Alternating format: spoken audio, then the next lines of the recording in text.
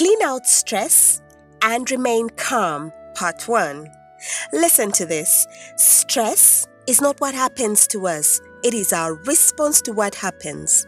And response is something we can choose, says Maureen Killoran, a corporate and commercial litigator in Canada, a country I love and a field I have special interest in by affiliation.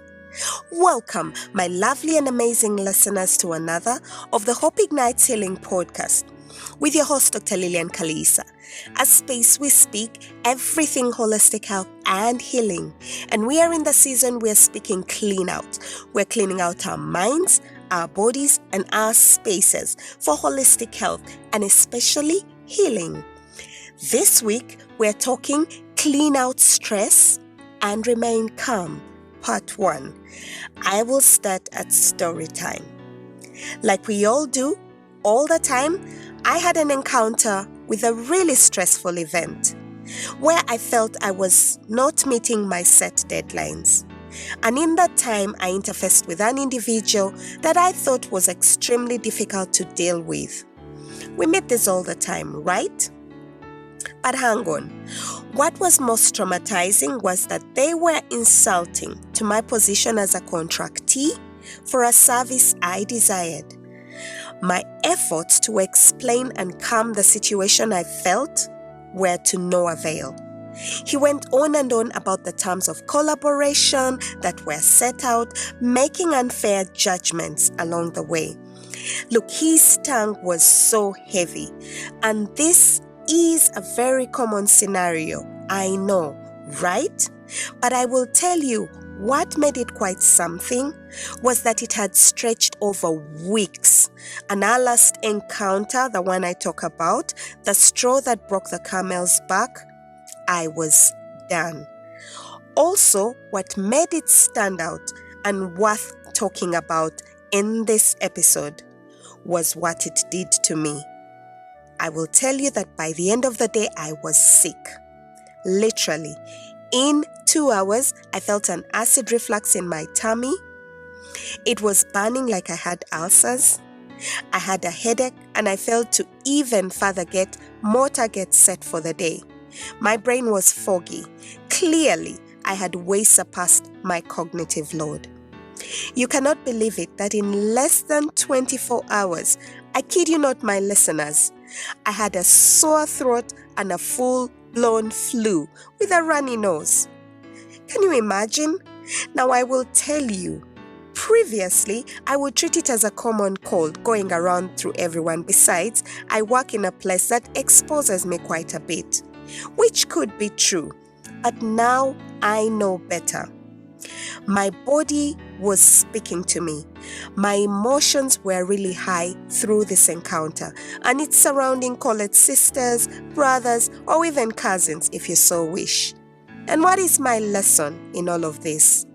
That prolonged stress, when not managed, results into disease processes in any form that affects our well-being in any system it so chooses. Now let's talk a little bit of science right here. I love this.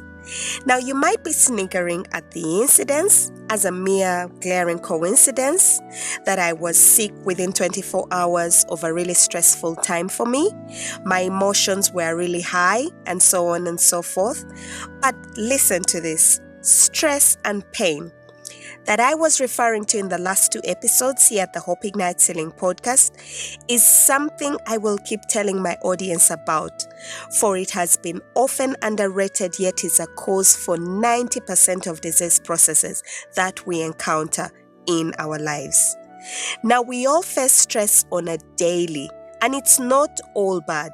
In fact, we need stress, for it helps us to adapt and survive so that our bodies can become stronger through different experiences. Allow me to mention something like a fight and flight mechanism that occurs naturally. We all go through it in our bodies, enabling us to respond to stressful events. For example, when you see a fire or touch one, you quickly withdraw and your muscles respond to it so as to protect you. That is what I'm talking about. Now, the problem is when this state remains prolonged, so you remain in an unrecovered state of fight and flight mode. Therefore, you have prolonged stress, a prolonged state of stress, and the pain that I keep referring to is having high levels of cortisol hormone, the number one stress hormone that is being produced over a long period of time in your body. So in this series, we're going to look at how to control the response we make to stressful conditions so that we clean out stress by reversing its effects to the body. I'll start at telling you that this prolonged cortisol, which is a steroid, the cortisol hormone, suppresses the action of your off switches. And these switches are the ones you use when you are in rest and digest, what we call the parasympathetic system. So you're not aware of breathing, you're not aware your heart is pumping, you're not aware you're digesting. So those are what we call the off switches. You're not aware of them. I will tell you that when cortisol levels are high, they suppress these switches. So suddenly, you are hyperventilating, you're not breathing adequately, so you're not taking air and oxygen to the parts that need it sufficiently. Your heart rate is all over the place, so you're having sudden palpitations, high blood pressure, because again, your heart is being interfered with its pumping. Digestion, you're having indigestion, spike of hydrogen ion, therefore ulceration, you're having bloating, and so on. Now, do you recall that I had an ulcer-like burning sensation in the tummy hardly 30 minutes to 1 hour after the horrible encounter that I just told you about? People, let's not ignore this. Allow me to tell you another. Cortisol, that stress hormone, is an immune protector by suppressing immune reaction in the body so that your body is not overly reacting. So what it does, it turns off a certain type of white blood cell, the killer T cell, that works in killing viruses and cancerous cells. So when you have a prolonged flow of cortisol hormone in your body, it will keep suppressing these cells. That means your body is more exposed to viruses and even cancer-activating stimulants. And the body loses its ability to defend itself and therefore can easily be destroyed.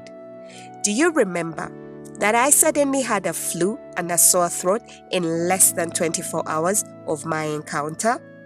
Again, let's not ignore these things. At this point, we may ask, how do we, or how did I manage? How do we clean out the damage that stress causes in such scenarios? And that's why I'm here, to make it easier for you and that it's possible. Step 1, breathe and rest. Take a walk, take a nap, a swim, brain dump, or journal. Practice deliberate mindfulness, being aware of what is going on and name it. Quickly getting your brain to identify it and take itself out of the mess. Again, steps that I have shared right here on this podcast. Step 2, physical work and activity will improve blood flow to the entire body, especially your brain, and in this case, even the tummy, enabling you to have an organized sleep later on, because when you exercise, you suppress the cortisol hormone so that it is not too high at sleep time. Remember, in the previous times when I've talked about the CSC method, we need to step out and breathe. 3, the prolonged action of cortisol affects absorption of minerals and ions that we need in our bodies and causes the kidneys to lose them carelessly. Therefore, at this time, you might benefit from a multivitamin, mineral-rich foods that keep your body well boosted to calm down under stressful circumstances. Looking at things like magnesium, vitamin K, vitamin B1 and thiamine to keep your calm. Now, these are a no-brainer for me. No wonder it calmed down my body. Now, my listeners, this is not all. When we return, I will share with you more responses to choose from to manage this necessary evil. You can have stress yet remain calm. I will tell you exactly what I have done to get me back here to record and share my heart here at the Hope Ignites Healing podcast. Now remember, stress is not what happens to us. It is our response to what happens. And response is something we can choose. Now at this time, our brains are waiting to tell them what to do this week. And we're going to instruct them what to do about stress, right? Are you ready? Join me in affirmation time. Come on, let's go. Yes, stress has got me often, but it will not own my responses. And above all, the resultant pain from it will not steal my health any longer, for I know better. Today, I breathe and I intentionally take a deep breath.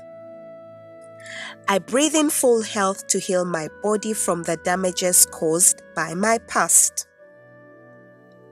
I radiate healing, I glow, and I share the healing with those around me.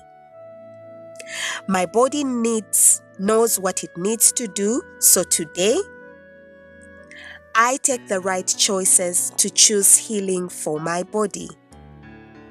Yes, I heal and chase after a lifestyle of healing. I desire holistic health for my body, and I start today. Well done, my lovely listeners. We are walking this journey together, for we are entirely intent on holistic health and healing. With your host, Dr. Lillian Kaliisa, here to cheer you on. And if you choose these steps, soon you will be irrecognizable. I cannot wait to see that version of you. Now, you join me next week as I share more of how we can clean out stress and remain calm while it still exists. So take care of yourself. I'll see you next week. Bye-bye.